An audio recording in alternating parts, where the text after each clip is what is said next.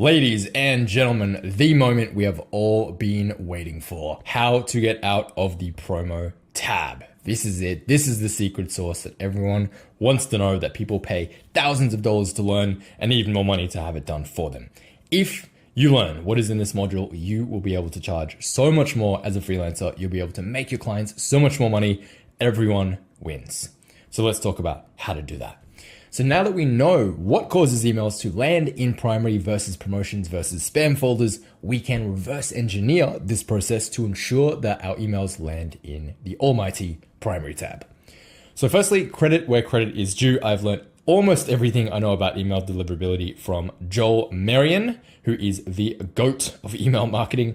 He was a former PE teacher in a high school who had a lot of success selling ebooks and then started the supplement nutrition brand BioTrust, which went from $0 to $100 million in 1 year with literally almost nothing besides email marketing. So needless to say, the dude knows a thing or two about emails.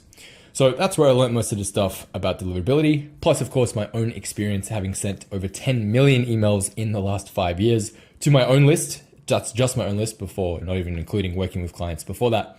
So I have a pretty good amount of data to be able to talk about this. So here's the first thing that I want you to think about.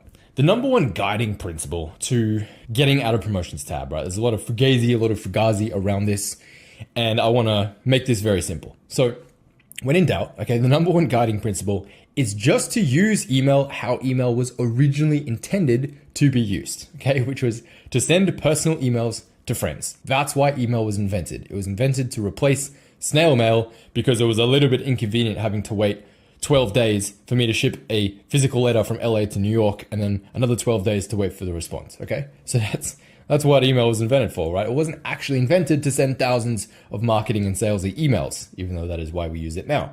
But the more you use it for its intended original purpose, which is emails to friends, or the more at least your emails seem like an email to a friend, then the more likely you are to go to primary and not promotions. Okay, that's the biggest thing to keep in mind.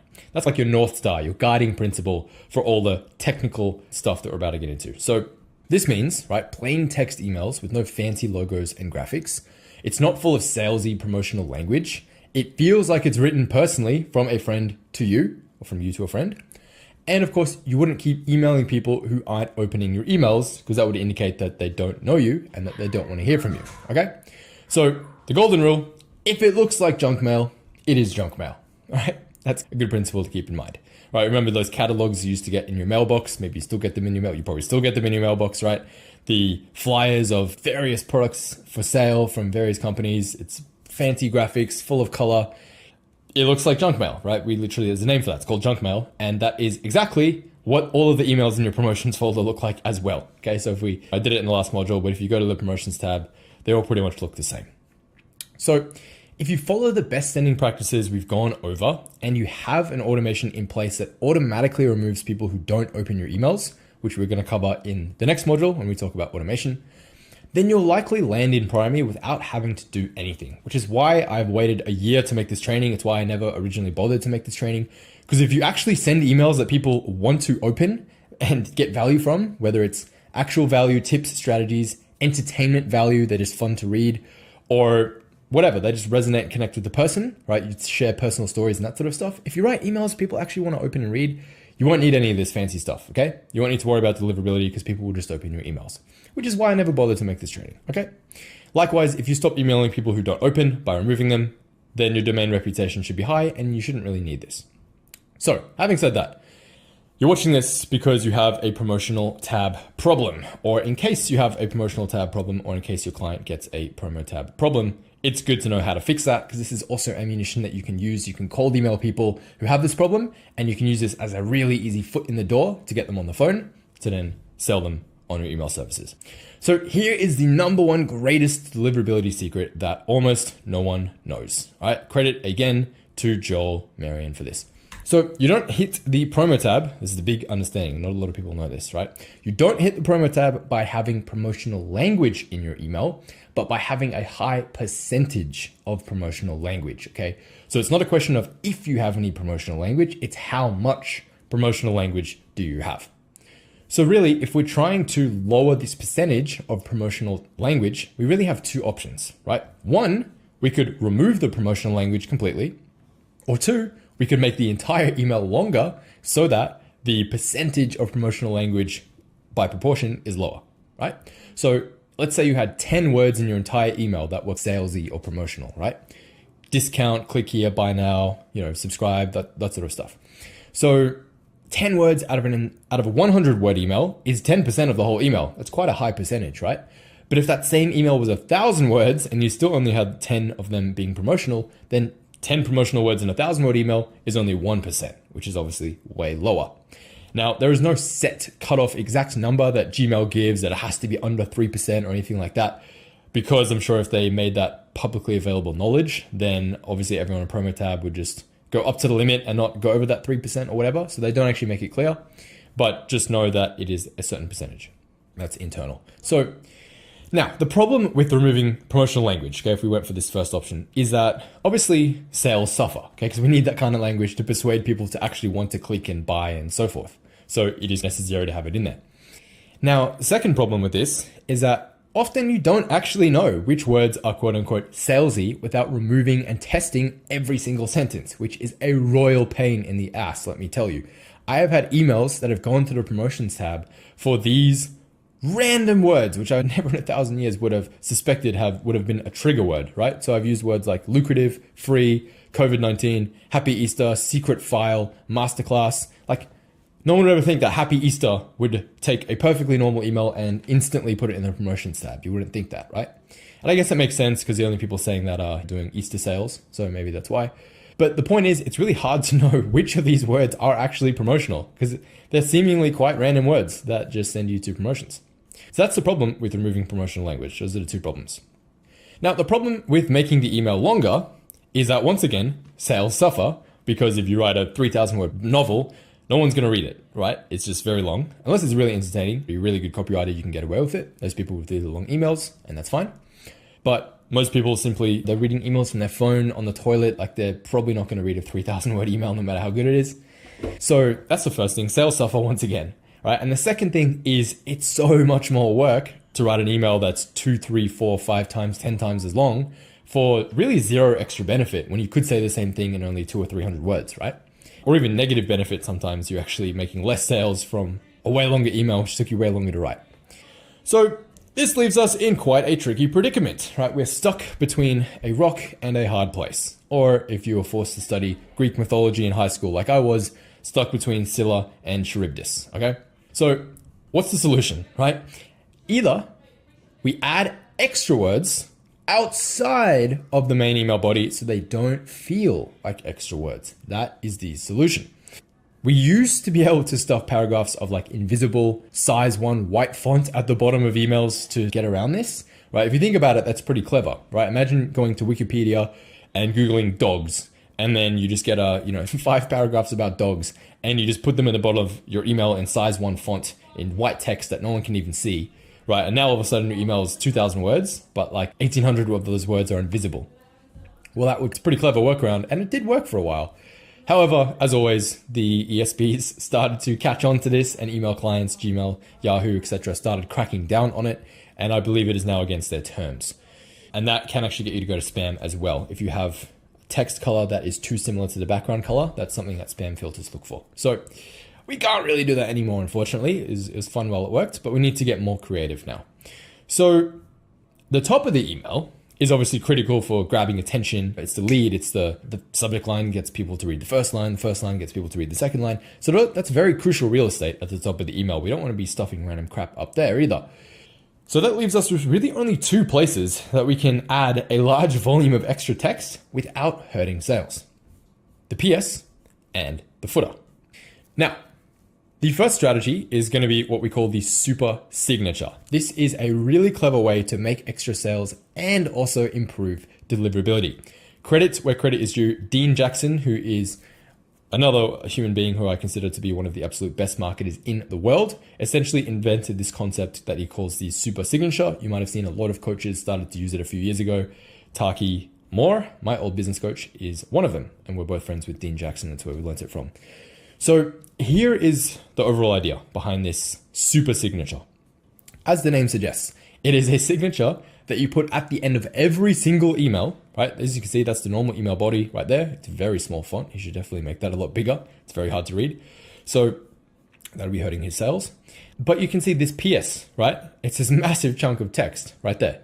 So it goes, probably have to zoom in a little bit, but whenever you're ready, here are 4 ways I can help you grow your coaching business. Number 1, grab a free copy of my book. It's the roadmap to attracting prospects, signing clients, and scaling your business. Click here. I'm not going to read the whole thing out, but number 2, join the Coach Dojo and connect with other coaches who are scaling. So that's basically join his Facebook group.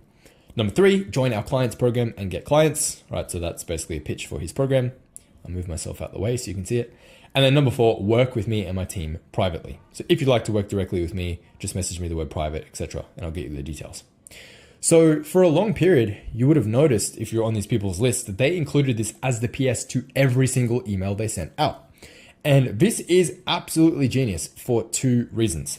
So number 1, it's a really clever way to make extra sales because as you can see at the end of every email, it's like, hey, by the way, here are 4 different ways I can help you. And they're varying degrees from free, like a free book or a free Facebook group, all the way up to a course or a program, all the way up to like his high level mastermind if you wanted to work with him one-on-one, right? So remember, different buyers and different prospects have different levels of need, different things that they're looking for, different levels of help and support that they want. Some people just want to get their feet wet. Other people want a full done for you solution, right? And so this kind of appeals to buyers at every level.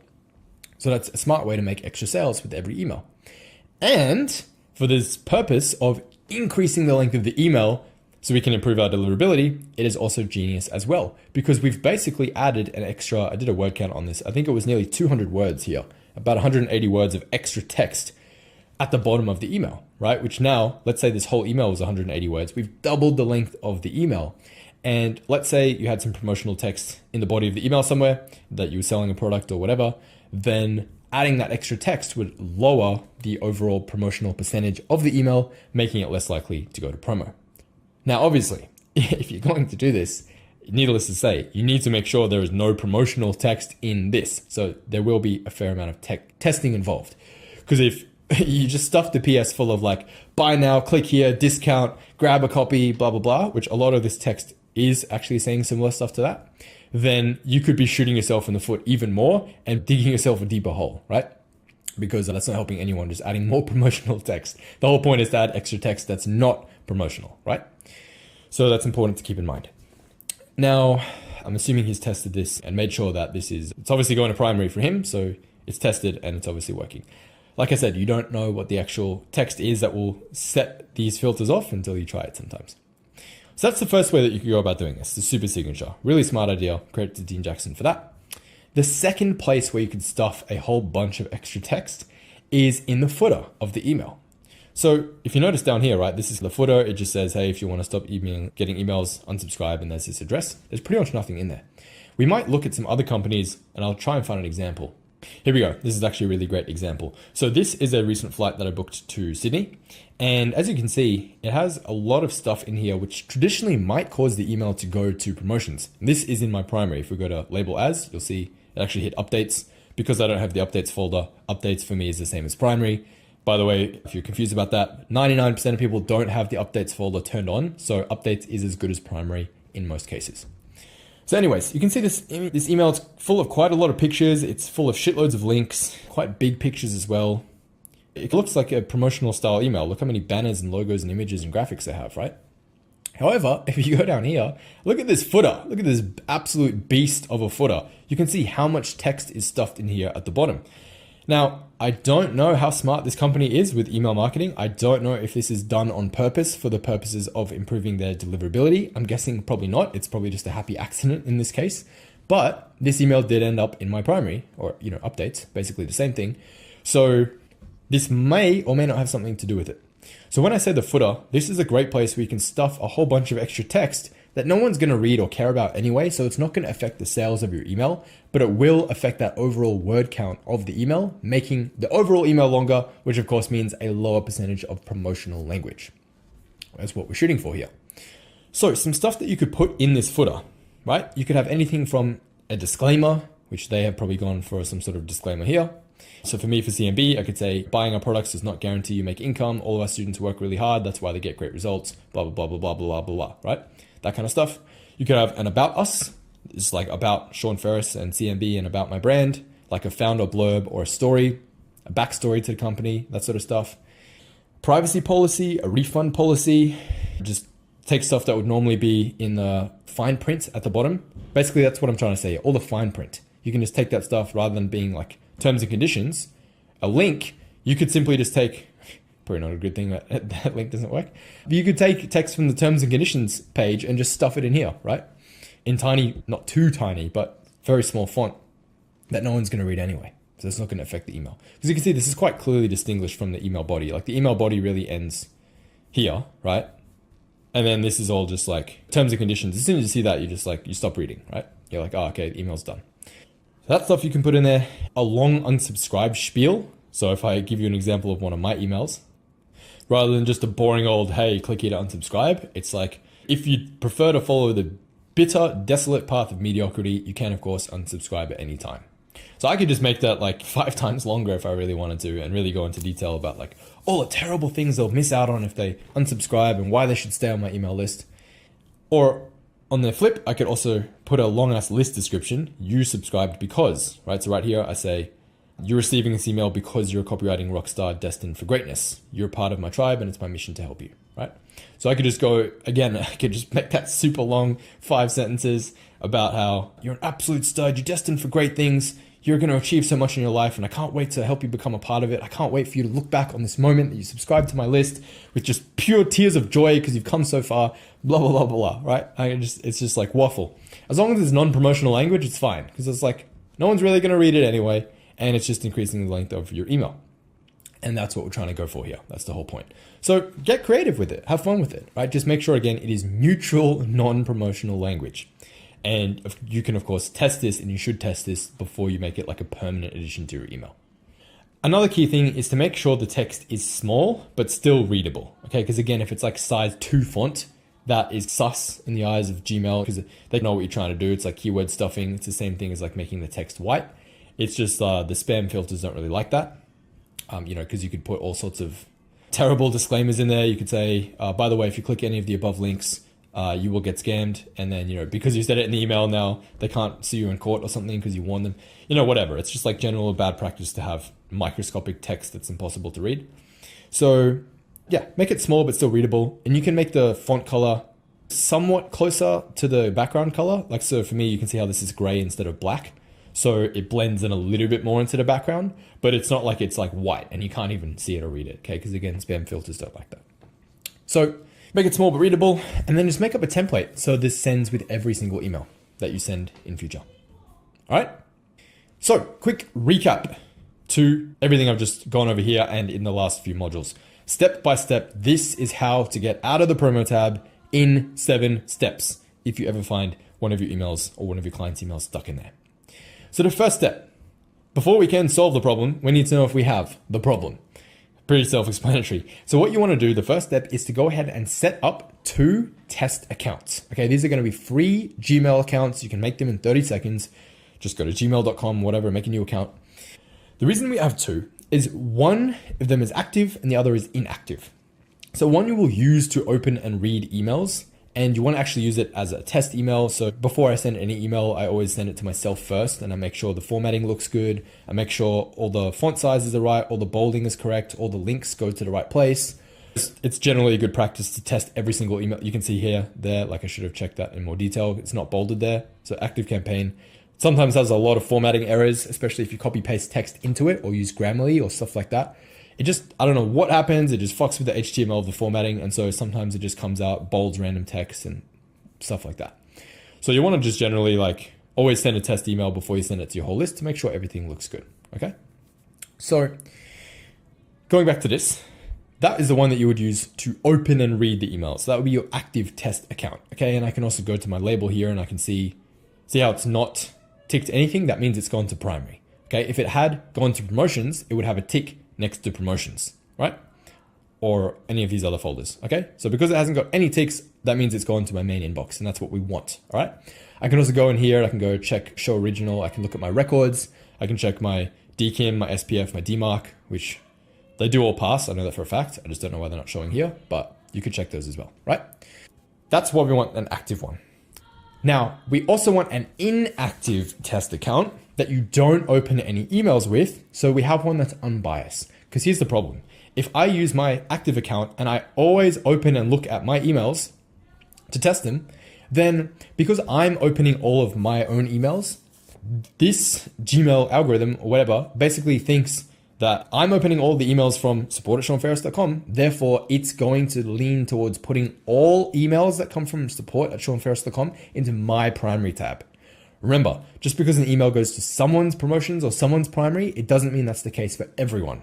Everyone might have slightly different experiences. It might go to my primary and it might go to your promotions. So that's why it's important to test using an unbiased Gmail account where I would essentially have an account where I check no emails ever. So that way there's no bias towards I've opened a bunch of my emails in the past and therefore it's more likely to put it into my primary and I think it out, send it out thinking it's all sweet because it went to my primary and then it goes to everyone else's promotions because it only went to my primary because I had been opening my emails. So we don't want that.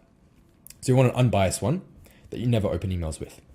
Cool. And then pro tip, also make sure you turn off conversation view or all the emails will stack under the same. If you send like 5 test emails, they'll all basically stack under the same email, almost as if like a reply chain, that kind of thing. That's why it's called conversation view, which means if one went to promo, one went to primary, then it would just keep going to whichever the first one was. And so you might have fixed the problem, but they keep going to promo because you had the conversation view turned on.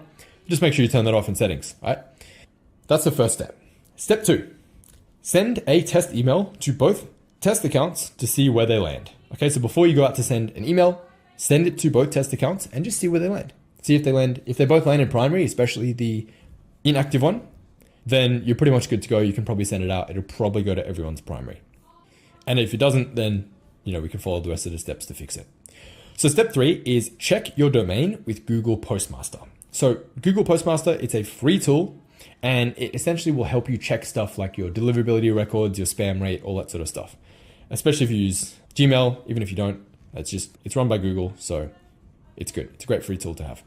So if your email is hitting promo in the inactive account, okay, this one here, then it's likely one of the 2 factors, the first 2 factors from module 1.3. So remember in this module, we talked about what affects email deliverability and there were 4 things: the content of the email, domain, sender reputation, IP reputation, and the records. Well, if it's hitting promotions, it's probably to do with one of these first 2, okay? Either the content of the email or your domain reputation, which means there's only 2 things to look at, which is good. So we're not chasing down a million possibilities. We've narrowed it pretty much down to likely to be one of 2 things: the email content or your domain reputation. So that's why we first want to check Google Postmaster. You just go to postmaster.google.com and you can check your domain reputation, your IP reputation, and your spam rate. You want to make sure these are high. Ideally, they should be high, your domain reputation and also your IP reputation. Ideally, you want them to be high. And if they are high, it means your email shouldn't really ever go to promo, unless, of course, the content of the email, and that's the other factor. And the spam rate as well, it should be less than 0.1%. So we can go take a look at mine super quick as an example. Now, a quick note, you do need to have DMARC set up to view this data. And we talked about that in the last video, which I didn't know for ages because this was just showing no data for the first 3 years and I thought I was doing something wrong. Turns out it's just because I didn't have DMARC set up. So, okay, apparently 1 person or whatever reported me as spam yesterday. Still not a big deal because my average is super, super low. So it's not really a problem. The main ones you really want to look at here are domain reputation. So you can see there, high and high. I only actually reconnected DMARC 2 days ago because I was testing some stuff, changing the policies and so on. So that's why it's only showing 2 days of data, but you can see there it says high. That's what we want. For my IP reputation, it's actually showing medium right now. And that's to do, again, that's completely on Active Campaign's end, not on my end. But given I don't have a problem with hitting the promotions tab and my open rates are super high, this isn't really an issue for me. And that's why I said your IP reputation is probably the least important thing out of the 4. It's only if I was going to promo, then I might hit Active Campaign up and ask, hey, can you put me on a different IP? Because you're fucking my shit up. So, but again, I don't have that problem, so I'm not going to bother because I'm going to primary, so it doesn't really matter. Cool. So that's number 3, step 3. From there, the next step is we want to remove inactive subscribers. So we want to segment your list and remove anyone who hasn't opened an email in 60 days, right? That's if you're sending daily. If you're sending less than daily, like maybe 4 emails a week, 3 emails a week, something like that, then change that cutoff to 90 days instead of 60 days. And rather than completely removing them and unsubscribing them, I prefer just to create a new list called inactive and then add everyone to that list who hasn't opened in 60 days. So this way we can still send them the occasional email so they have the chance to rejoin your active list. We'll talk about how to set that automation up in the next module. Okay, I call it the list cleaner automation, which again, essentially takes what we just did, and this will do it automatically for every new subscriber that you get. So it's a key automation everyone should have set up, where every new subscriber who joins your list, if they don't open an email for any 60-day period, they're removed and they're added to the inactive list. So that way they're not dragging your open rates and your domain reputation down, okay? So prevention is always the best cure. And then from there, your promo tab problem should really start to fix itself, assuming you deal with the other factor here, which is the actual content of the emails, like we said, the email content or your domain reputation. So once you've fixed or are fixing the domain reputation, of course, you still need to work on both parts of these, but your promo tab problem should really fix itself over time as your domain reputation improves. By, again, the way that your domain reputation is going to improve is the most important thing, sending quality emails that people actually want to open and read. Number 2, implementing good list hygiene, which means just following all the deliverability best practices that we're going over here. And then number 3 is just not sending to inactive subscribers. Okay, so that's that automation that we talked about. Number 5, nearly there, is after we've dealt with our domain side of things, then we want to fix the email content itself. So what we're going to do is reword any content that you think might be salesy or promotional sounding. Now, only do this if you can do so without watering it down, because sometimes you do need to use words like, hey, click here to secure your 50% off discount before the deadline, something like that, right? Because language like that, it typically encourages more people to take action and more people to click. So you'll generally make more sales. So we don't want to like soften our copy and make it super vanilla, because again, that defeats the whole purpose of doing this. The whole problem with doing this was sales suffer, right? The problem with removing promotional language, sales suffer. So we don't want to necessarily remove any language that's critical to making sales. Only reword it if you think you can do so without changing the punch and the effectiveness of the copy. Okay, so remove it, maybe reword it, and then you can test it again. So for example, right, maybe instead of saying, click here to take advantage of this crazy discount, which is pretty promotional sounding, right, you could say, instead, see why top athletes and CEOs are rushing inside to grab their copy, right? And that would be like hyperlinked to whatever your link was, right? And they would click that. So that's like a different way, a different call to action, different words that you're using to take people to the link. So that is one way that you could do it. And if it's a quick fix like that, then that might be enough. And you can, maybe you'll start going to primary straight away and you won't need to do the rest of this. Cool. So moving on, step 6, assuming that's still not enough. We are going to need to add some more text, right? Going back to this solution that we talked about before. One of these, either the PS, the super signature, or the footer. So for this, right, add a super signature or build your footer block. I would recommend just adding about 100 words at a time. There's no need to go overkill and add like 3,000 words if we don't need them. I really view this as like we want the minimum effective dose that will get us into primary. If we can do that with 200 words, then why add 2,000 words? Okay, there's no need to make your email longer than it needs to be. So add 100 at a time and then just test. Add 100 and then test. Add 100 and then test. Or if you have a suspicion that some of the words you're using, particularly in this super signature, might be a bit promotional, maybe add 100 words and then if it's still going to promotions, reword it a bit and then test, and then you can add some more words, reword it if you need to, and test. It's just a game of testing. You only have to do this once, because once you've worked out what this is, once you found something that works, you can use it in every single email forever for the rest of your life. And it'll just be like literally a template, copy paste, put it in every email, and it'll be zero additional work moving forward. So it's a bit of work to test and figure out what's going to work, but it's like one time.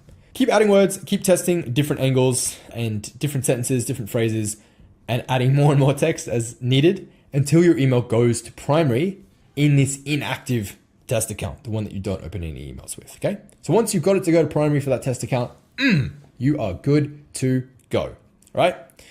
And then that brings us to the 7th and final step. So once you hit primary, save this email as a template and you want to use it every time.